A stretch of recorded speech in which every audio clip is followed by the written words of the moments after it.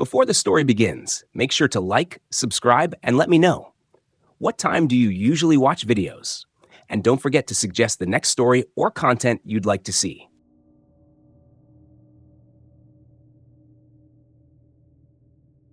Story 1. The antique vanity that reflected me in bed. I was 19 when I first moved into the old farmhouse my aunt had left me. It wasn't mine in the sense that I owned it, more like a family obligation.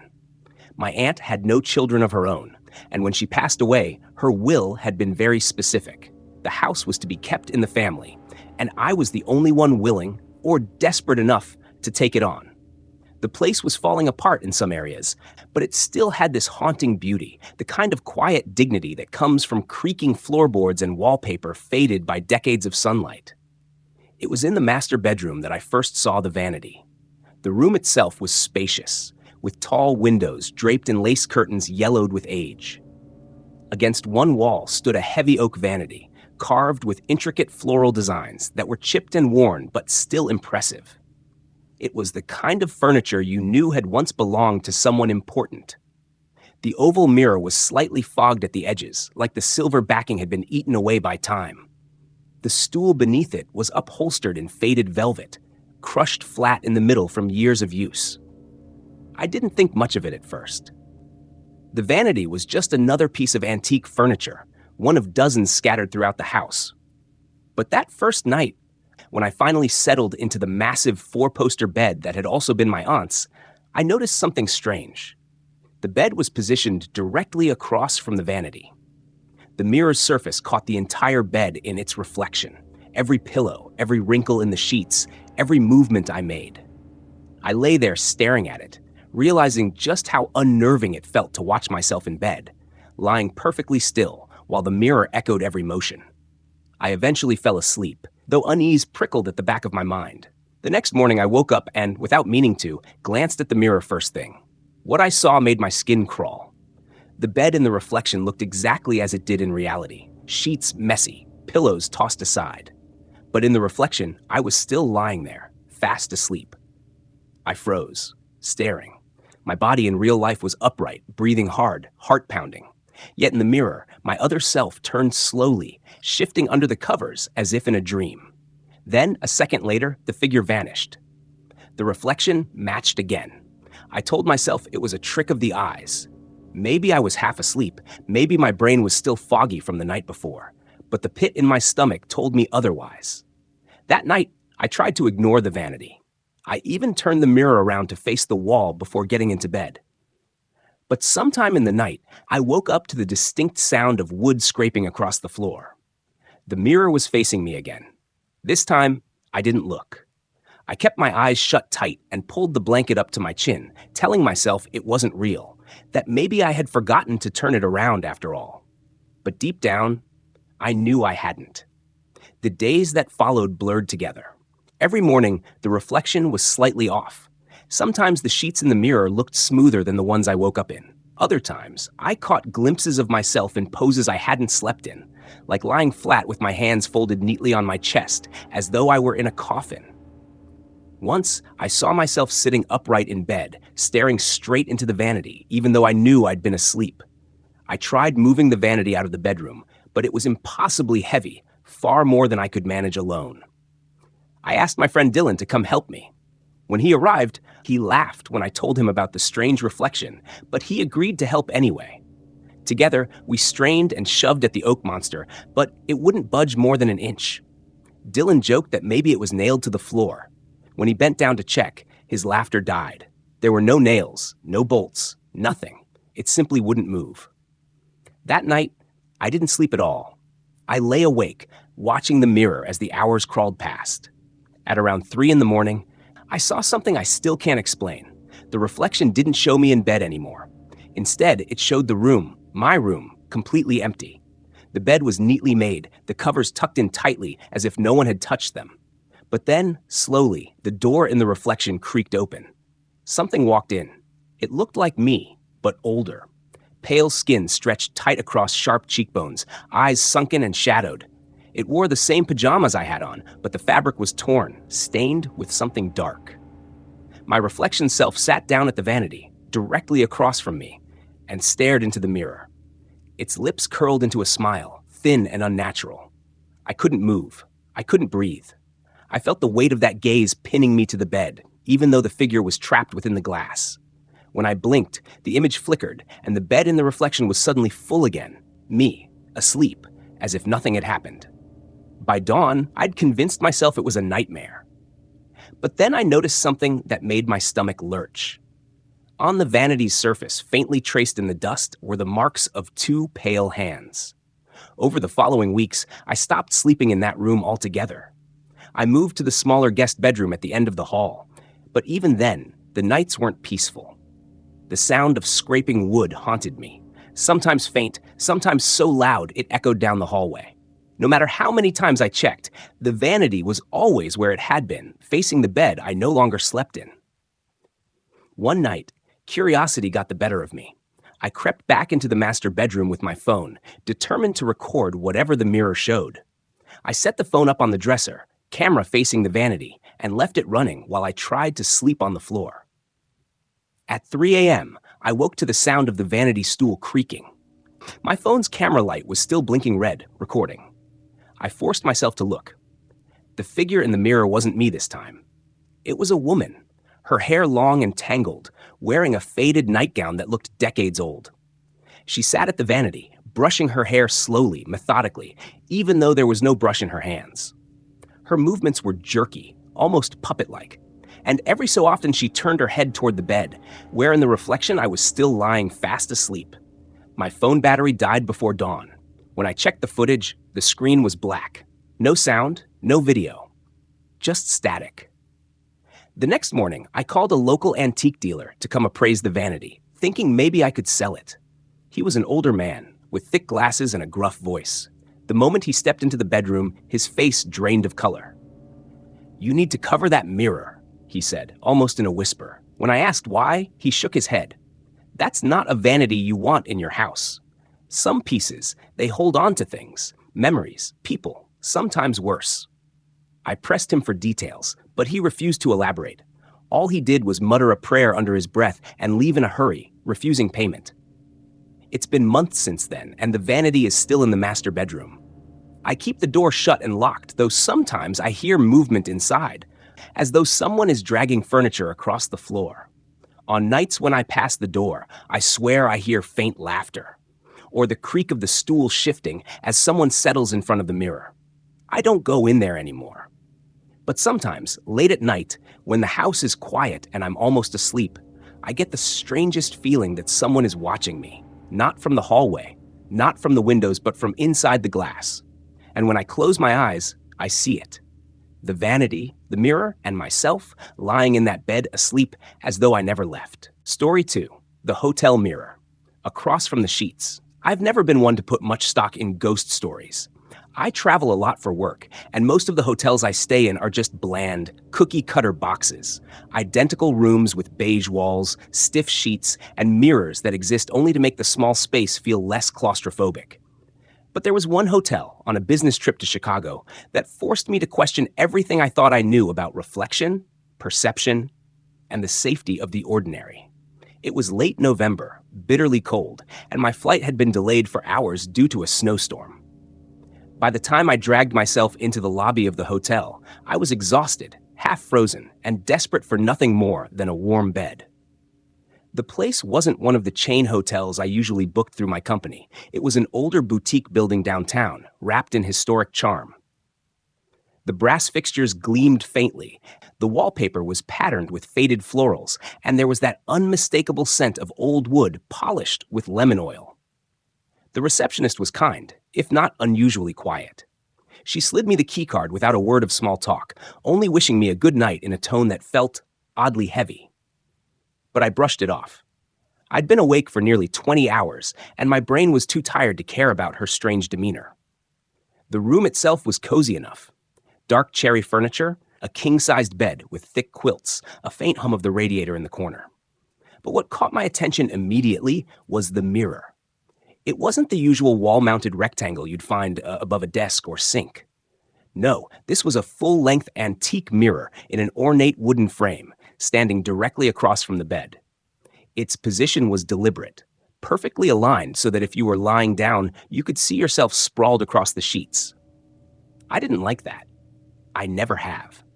Mirrors across from beds have always unsettled me, and I've read enough superstitions to know many cultures feel the same way. Something about waking up in the middle of the night and seeing movement in that glass, your own or otherwise, has always given me a chill. But again, I was too exhausted to argue with furniture placement. I shoved my suitcase under the desk, tossed my jacket over the chair, and collapsed on the bed without even undressing. Sleep hit me fast, but it didn't last long. Sometime in the early hours, I woke up. I couldn't say what stirred me. There was no noise from the hallway, no sound of traffic outside. The room was silent except for the radiator's low hiss. My eyes, heavy with sleep, drifted toward the mirror. And there, in the pale light leaking through the curtains, I saw something that jolted me awake. I was lying on my back in bed, as I should have been. But the reflection showed me differently. In the mirror, I was turned on my side, facing the glass, my eyes closed in a deep, peaceful slumber. I froze. My real body was rigid on the mattress, facing the ceiling. I even lifted my hand slightly to test it. My reflection didn't move. The mirrored version of me stayed as it was, nestled comfortably on its side, breathing slow and steady. The rational part of my mind scrambled for explanations. Maybe the mirror was angled strangely. Maybe my eyes were playing tricks on me, half blinded by sleep. But the longer I stared, the colder the air around me felt, as though the radiator's warmth was being swallowed up. Then, without warning, the reflection opened its eyes. They snapped open in the mirror, bright and aware, staring directly at me. My body in the bed was still flat on its back, but in the glass, I was awake, watching myself with a look that didn't belong to me. The corners of its mouth curled into the faintest smirk, half a knowing expression that chilled my blood. I wanted to sit up, to turn away, to do anything other than watch. But I couldn't move.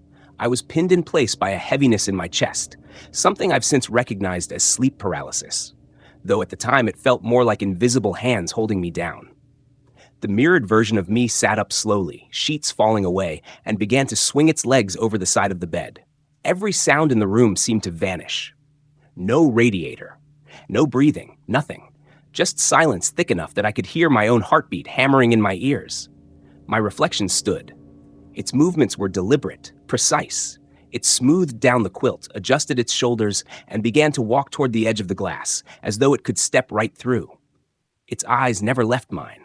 Not the sleepy haze of someone dragging themselves out of bed, but sharp, awake, intent. I wanted to scream, but no sound came. My throat locked up, my chest felt like stone, and all I could do was watch. The figure reached the inside edge of the mirror, placed its hand against the glass, and pressed. A faint cracking sound echoed through the room, like ice splintering. I saw the surface ripple under its palm, warping as though the glass was melting around the edges. That was when I finally broke free. A gasp tore from my throat, my body jerked upright in bed, and I scrambled backward until I hit the headboard. The moment I moved, the mirror snapped back to normal. The reflection showed only me, wide-eyed, pale, trembling. I sat there until morning, the sheets damp with sweat, the room still bone-chillingly cold despite the radiator working at full blast. When sunlight finally bled through the curtains, I packed my things in silence. The receptionist barely looked at me when I checked out, but I caught a flicker of something in her eyes. Recognition, almost pity. I didn't ask questions. I didn't want the answers. All I know is that since that night, I can't sleep in any room where a mirror faces the bed. I cover them with blankets, turn them to the wall, anything to keep that reflection from watching me as I sleep. Because if what I saw was real, if that version of me truly exists somewhere inside the glass, I don't think it was just watching. I think it was waiting. Story 3. The bedroom closet door that never stayed shut. I had never been superstitious about closets. They were just spaces to hang clothes, stack boxes, and shove away all the junk you didn't want in sight. That was what I told myself when I moved into the little rental house on Maplewood Lane. It was small, a little rundown, but cheap, and it came with just enough character to feel charming rather than decrepit. The bedroom was the coziest room in the house. Wooden floors, a wide window, and a closet tucked into the corner with an old sliding door. The door was painted a muted cream, chipped and worn, but still functional. Or at least it seemed that way at first. On the very first night, I noticed it. The door wouldn't stay shut. I slid it firmly along the track until it clicked into place, went to bed, and woke in the middle of the night to see it cracked open just an inch or two. I sighed, assuming it was uneven flooring or some problem with the track. I got up, pushed it back, and thought nothing more of it. But it kept happening. Night after night, no matter how hard I shut it, the closet door always managed to slide open by the time I woke up. Sometimes just a sliver. Sometimes wide enough that I could see the shadowed outline of my hanging clothes swaying slightly, even though the air in the room was still. By the end of the first week, it was getting under my skin. I dragged a heavy chair over and propped it against the closet to keep it closed. The next morning, the chair was still there, but the door had managed to inch open just enough to press against the wood of the chair legs, as though it had been testing the resistance. I started leaving the bedroom light on, hoping the glow would calm the unease building in my chest. That only made things worse. More than once, I woke up in the dead of night and found myself staring at the sliver of dark space between the door and the frame, certain that something inside was watching me back. One night, I heard it, a soft shuffle from within the closet, the sound of fabric brushing against fabric, like someone moving through the hanging clothes. My heart hammered so hard I could hear it in my ears. I sat up, frozen, trying to tell myself it was nothing, just the house settling or my imagination running wild. But then came a faint thump, low and deliberate, as if something inside had stepped down onto the floor. The next morning, I almost called my landlord to demand an inspection, but stopped myself. How would I even explain it? That my closet was misbehaving? That I thought there was something living in there? I'd sound insane. So I tried to rationalize it. I removed every item from the closet, leaving it completely empty, hoping that would somehow stop the noise. That night, the door stayed shut at first. Relief trickled in, but it didn't last long. Around 3 a.m, I awoke to the soft creak of the sliding track. My head whipped toward the closet just in time to see the door glide slowly open, inch by inch, on its own. Behind it, pitch-black emptiness. I stared, barely breathing, as the darkness seemed to throb. For a moment, it looked deeper than it should have been, like the inside stretched back much farther than the dimensions of the room allowed. That was the first time I saw the shape. Just a suggestion, a faint impression of someone standing there, perfectly still, their outline blending into the blackness. I didn't sleep the rest of the night. After that, things escalated. I began waking to the door not just open, but fully slid aside. Once, I jolted awake to find it open with both doors shoved back into the wall, the closet gaping wide like a mouth. Sometimes, I swore I could hear faint breathing coming from inside. A soft, slow rhythm, perfectly out of sync with my own. One night, I set up my phone on the dresser to record, determined to catch whatever was happening. The next morning, when I checked the footage, the video was corrupted. It played for a few seconds before glitching, warping the image into static streaks and sound distortion. At one point, though, just before it cut out, I saw something. A pale hand curling around the edge of the closet door from the inside, as if pulling it open. That was when I stopped trying to explain it away. I moved a dresser in front of the closet, blocking it completely. For a few nights, that seemed to work. The room was quiet. The dresser never moved.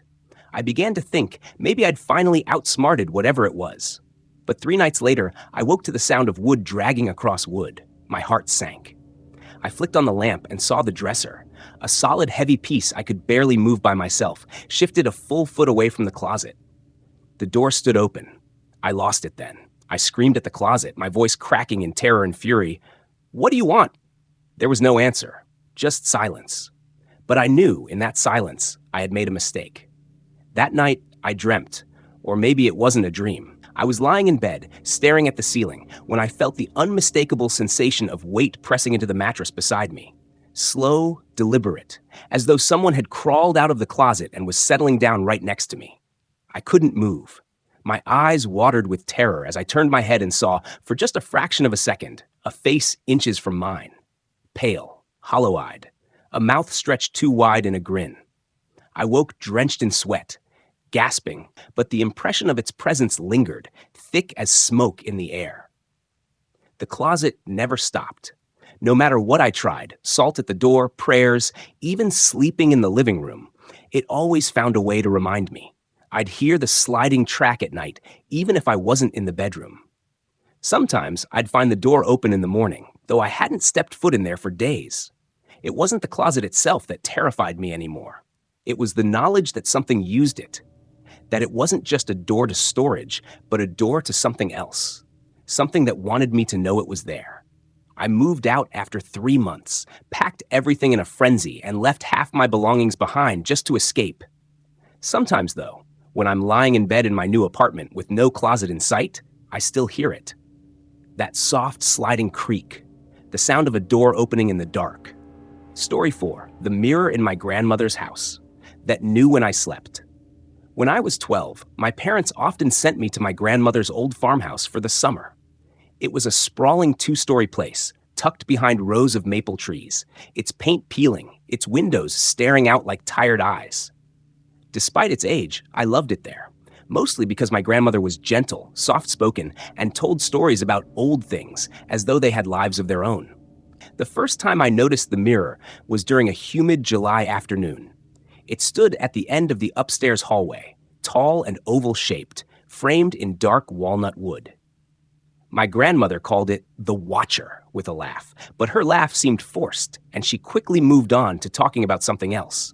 She said it had belonged to her mother, and her mother's mother before that, and for as long as anyone could remember, it had stayed in that hallway. At first glance, it looked ordinary, a little tarnished at the edges, its glass cloudy with age. But the longer I stared, the more I noticed strange distortions. The hallway around me looked darker in its reflection, the shadows longer, the corners less forgiving. Even my own face seemed softer in outline, as if I were fading into the background of it. I shrugged it off as my imagination, until the first night. That night, I was lying in bed in the upstairs guest room across from the hallway. The door was cracked just enough for the light of the full moon to slant in. At some point, I woke suddenly, though I didn't know why. I lay there still, my body heavy with half sleep, when I noticed it, faint movement in the hallway. The mirror. It was visible through the gap in the door. In the silver-blue glow of moonlight, it should have reflected nothing but darkness. Instead, I saw myself. Not standing there, not wandering the hall, but lying in bed, asleep. My chest rose and fell, my hair spilled across the pillow. It was me, as I was at that exact moment. Yet I was awake, staring at it. My breath caught in my throat. I blinked hard, rubbed my eyes, looked again. The reflection hadn't changed. The version of me inside the mirror remained perfectly still, eyes closed in slumber, unaware that I was watching. I told my grandmother the next morning, expecting her to smile and tell me it was just a dream. Instead, she grew quiet, her spoon pausing over her oatmeal. The mirror, she finally said, sometimes shows you what it thinks you should be. That was all. She wouldn't say more. The following nights grew stranger. Every time I woke in the dark, my eyes would drift to that crack in the door, to the dim silver of the hallway mirror. And every time it reflected me sleeping soundly, even if I was wide awake, trembling, staring straight at it. Once, I tried sitting up in bed, leaning forward. In the mirror, my sleeping self didn't move. My reflected body lay still, peacefully dreaming, while my real hands dug into the blanket until my knuckles turned white. I started shutting the bedroom door, hoping not to see it anymore. But that didn't help. On the 5th night, I woke to the sound of soft tapping. Tap, tap, tap. Slow, deliberate, like fingernails on wood. I opened my eyes, heart hammering, and saw the door was cracked open again, though I was sure I had latched it tight. The mirror stood at the end of the hall, waiting. And this time, the version of me inside the glass was different. It wasn't asleep anymore. It was sitting up in bed, its eyes open. But the eyes weren't mine. They were too dark, too wide, reflecting no light at all. The mirrored version of me raised one hand and tapped the inside of the glass exactly in rhythm with the sound I'd heard. Tap, tap, tap, I screamed, bolted from bed, and slammed the door shut so hard the frame rattled. My grandmother came running, her face pale as though she already knew what I had seen. She made tea for me in the kitchen, her hands trembling as she poured. Finally, she said, "That mirror has watched our family for generations. It doesn't like being ignored. It wants you to rest, to give yourself to it. That's why it shows you sleeping, even when you're not. It's telling you what it expects. I asked her what would happen if I didn't, but she wouldn't answer. She only told me to never look at it directly again. For the rest of the summer, I avoided the hallway at night. I begged her to let me sleep downstairs, and she agreed, though her unease never faded. Still, I couldn't escape it entirely. Sometimes, when I closed my eyes in the dark of the living room, I would feel the heavy sensation of being watched. Not by my grandmother, not by the house itself, but by the presence of something reflective, patient, and ancient. One morning before I left for home, I caught my grandmother standing in front of the mirror. Her lips moved in a whisper, words I couldn't make out, her hand resting against the glass as if she were pleading with it. When she saw me, she turned sharply and told me to go pack. Years later, after my grandmother passed away, my parents sold the farmhouse. I never returned. But last month, I got a call from the family who bought it. They'd tracked me down after finding old photographs of my grandmother. The new owner said, almost casually, "Do you know anything about a mirror in the upstairs hallway? My daughter keeps waking in the night and swears it shows her still asleep, even when she's not." I froze, every memory crashing back, the tapping, the reflection, those endless dark eyes. I didn't know what to tell them, but I can't shake the feeling that the mirror still remembers me, and that one night, when I'm most vulnerable, it'll find a way to show me sleeping again. Story 5, The Broken Hand Mirror. Beside the pillow, I don't know why I kept the broken mirror beside my bed for so long. It wasn't valuable, not even particularly pretty. The silver frame was tarnished, and the glass was fractured through the center, like a frozen bolt of lightning running diagonally across the surface. But it had been a gift from my aunt, something she'd found in an antique shop years ago, and thought I'd like because of my fascination with old things. She'd said it was quirky, something to put on my nightstand as a conversation piece. I never told her that from the very first night it sat beside my pillow. The mirror unsettled me. It wasn't just the crack that distorted the reflections. It was the way the glass seemed too dark, as if the room inside the mirror was not quite the same as the room it reflected. My lamp's light would look dimmer, my bedsheets slightly grayer, and my own reflection always a little delayed, as if I were moving a second behind myself.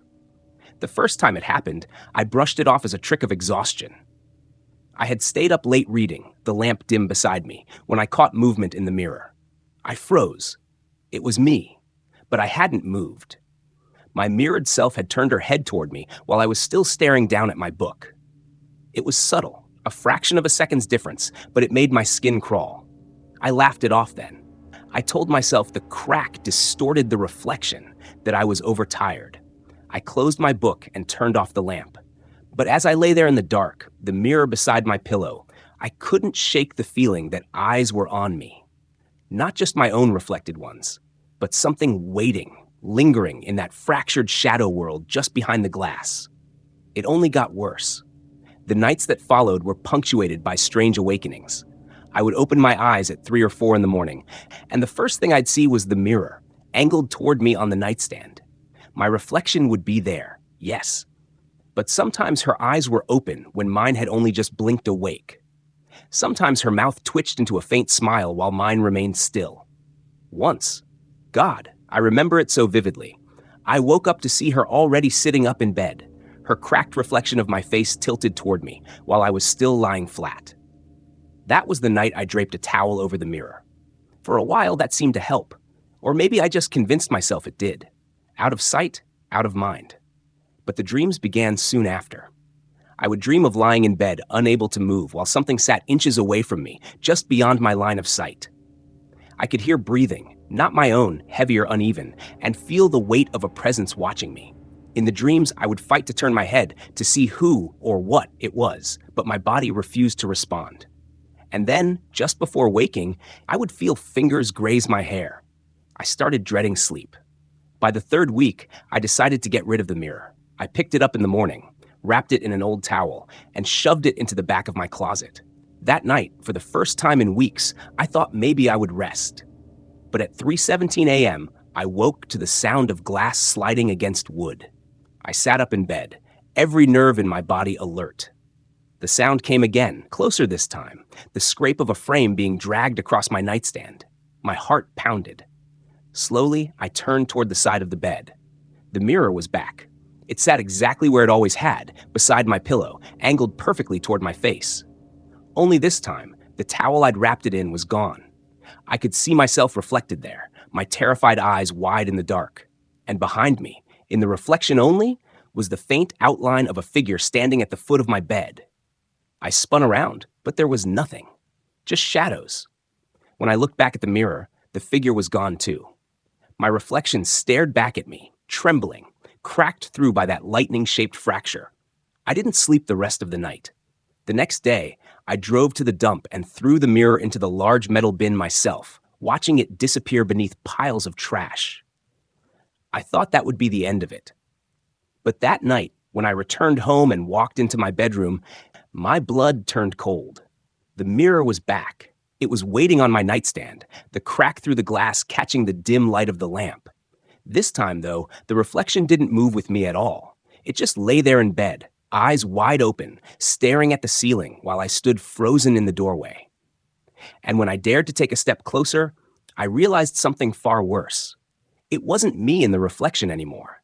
It was someone else, someone who looked almost like me, but not quite. The face was thinner, the skin stretched tight, and the eyes were too dark, bottomless pits staring upward, as if waiting for me to join her.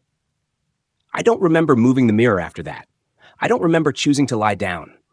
All I know is I woke up this morning with the mirror still beside my pillow. The crack runs deeper now, splintering toward the edges like veins. And the reflection inside isn't sleeping anymore. She's smiling. If mirrors truly hold more than just reflections, perhaps they know more about us than we dare to believe. Tonight's stories showed us that sometimes the most terrifying sights aren't in the dark corners of our rooms, but in the glass that stares back when we're most vulnerable. So next time you drift off to sleep, take one last look at the mirror across from you, because it might already be watching.